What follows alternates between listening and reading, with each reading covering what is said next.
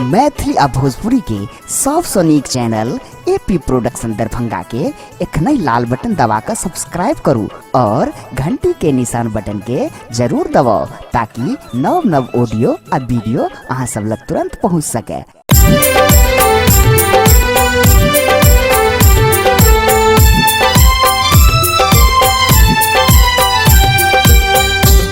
अपने सब सुन रहल छी एपी प्रोडक्शन के प्रस्तुति। एहन सुंदर पावन धाम कत भेटत कोने ठाम, कत भेटत कोने ठाम, मैया अबिया हमरा गाम पूजन बेरिया।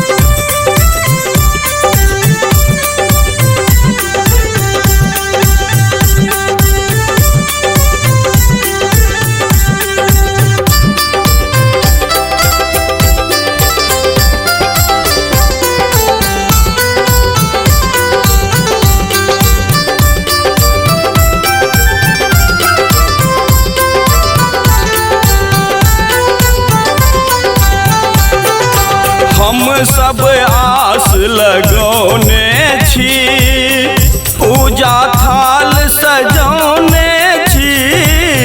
हम सब आस लगौने छी, पूजा थाल सजौने छी। होयत पूरन मन काम पूजन बेरिया।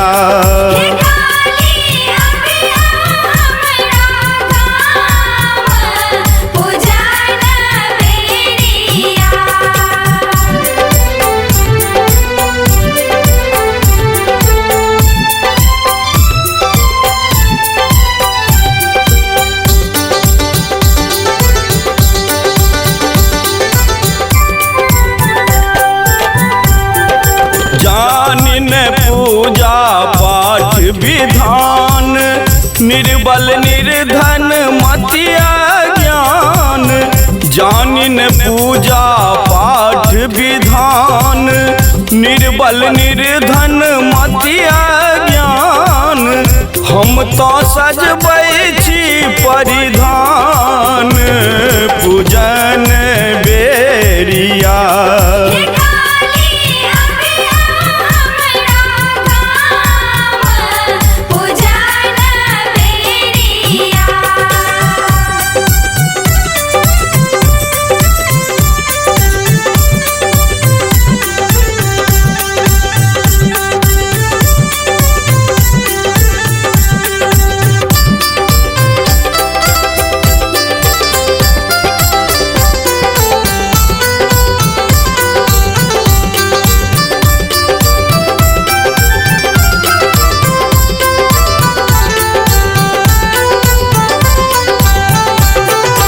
हम सब पुत्र अहीं केर माय, होइयो हमरो पर सहाय।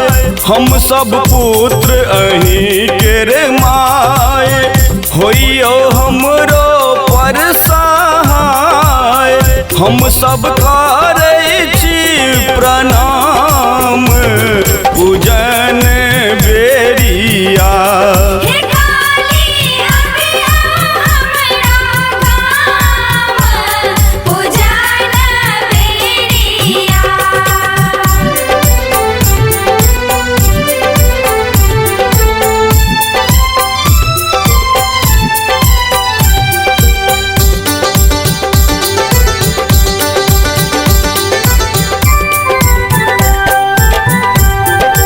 जग में सोहरल महिमा तोर, अर्जी सुनबै कहिया मोर। जग में सोहरल महिमा तोर, अर्जी सुनबै कहिया मोर, जनमन हर्षित कर गुणगान, पूजन बेरिया।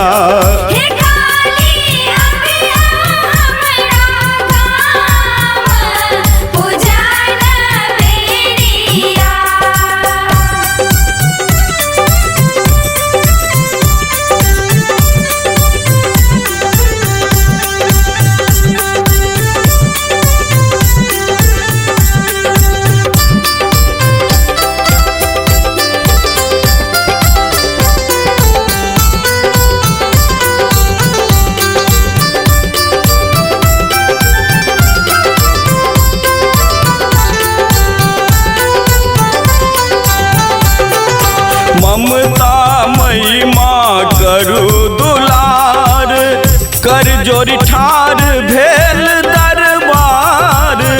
ममता मई माँ करू दुलार, कर जोरी ठार भेल दरबार। रखियो माधव पर धियान,